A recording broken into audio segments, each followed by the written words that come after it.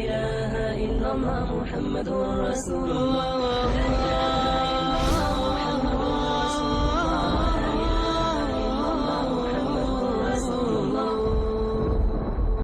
کتنے لوگ ہیں جو اپنی جائیداد میں سے بیٹیوں اور بہنوں کو بھی حصہ دیتے ہیں؟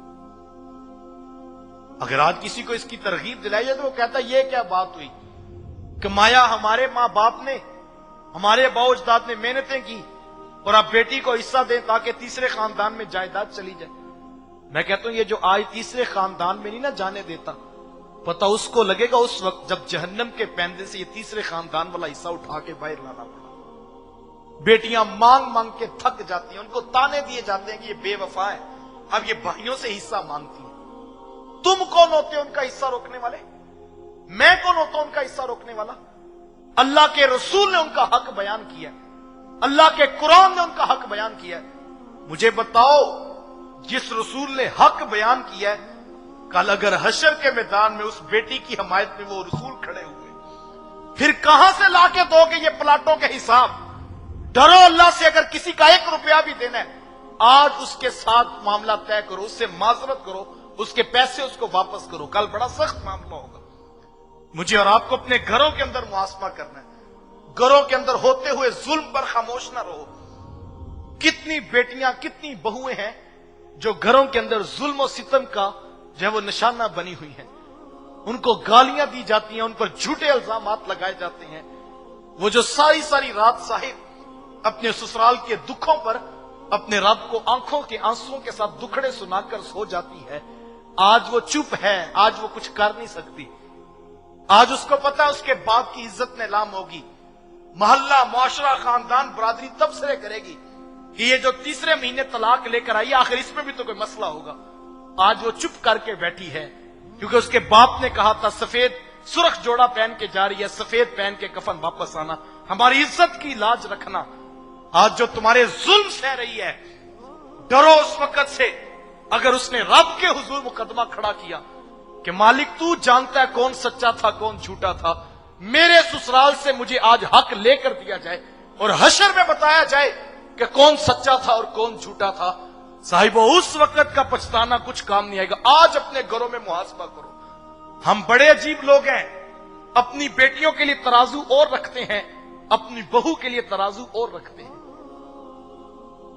جو آج یہ مختلف ترازو رکھتا ہے کل اس سے پوچھا بڑا سخت جائے گا، یاد رکھنا۔ اتنی جلدی چھٹکارا نہیں ہوگا۔ اللہ کو بڑے بڑے ظلم تو بڑی بڑی گالیاں تو بڑی بات ہے صاحب۔ اللہ کا قرآن کہتا ہے من یعمل مثقال ذرۃ شرا یرہ، بڑی گالی بیٹی کو بہن کو بہو کو دینا اور اس کو تانے دینے، یہ تو بڑے بڑے ظلم ہیں صاحب۔ اللہ کا قرآن کہتا ہے رائی کے دانے کے برابر بھی کسی نے گناہ کیا ہوا وہ کل اپنی آنکھوں سے دیکھے گا۔ آج معاشرے کا یہ سلگتا ہوا دکھڑا ہے، ہر شخص پریشان ہے، بوڑھا باپ اس کے لبوں پہ مسکراہٹ نہیں ہے۔ مجھ سے پوچھیں کیا مسئلہ تو وہ کہتا ہے بس دعا کرو اللہ بیٹی کو سسرال میں سکھ دے دے۔ بھائیوں سے پوچھیں جوان ہو زندگی کی بہاریں تمہیں میسر ہیں، وہ کہتے ہیں جی بس دعا کرو ہماری بہن کو اللہ سسرال میں سکھ دے دے۔ یار آپ 400 500 700 لوگ بیٹھے ہیں، میں آپ کو کہتا ہوں کہ آپ چاہتے ہو اپنی بیٹیوں کو سسرال میں سکھی دیکھنا؟ آپ چاہتے ہو نا میری بہو میری بہن جو ہے وہ سسرال میں سکھی ہو جائے؟ سادہ سا اصول ہے، گھر میں بیٹھی ہوئی بہو گھر میں بیٹھی ہوئی بھابھی کا احترام اور عزت کرنے کا مزاج پیدا کرو۔ تم یہاں پر بہو کے سر پہ شفقت کا ہاتھ رکھو گے، یقین کر لو تمہاری بیٹی سسرال میں سوکھی ہو جائے گی۔ میری ماں جی بڑی سادہ سی دعا کیا کرتے تھے، اور جب بھی ماں جی دعا کے ہاتھ اٹھاتے تو بڑا سادہ سا لہجہ ہوتا اور عرض کرتی یا اللہ سارے دیا تیاں نو سکھ دمی تے کسے دے صدقے میریاں نو بھی دمی۔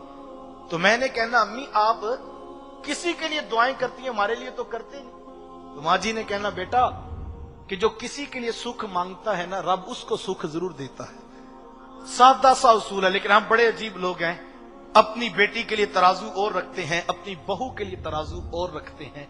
یہ دوہرا پن نہ اختیار کرو، اپنے گھروں کے اندر انصاف دیکھو، انصاف کو سامنے رکھو۔ یار کتنی خوشی ہوتی ہے جب اپنی بیٹی سسرال سے گھر رہنے کے لیے آتی ہے۔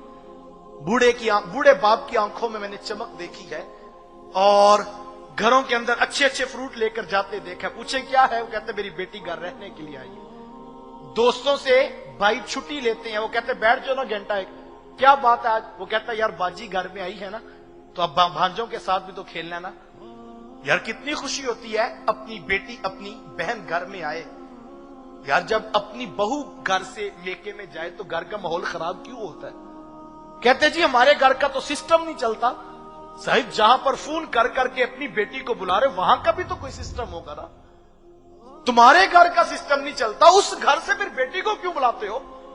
हम अजीब लोग हैं, हम अपनी बेटी के लिए और तराजू रखते हैं और अपनी बहन के लिए तराजू और रखते हैं। साहिबों, इस मिजाज पर सोचने का मिजाज पैदा करो।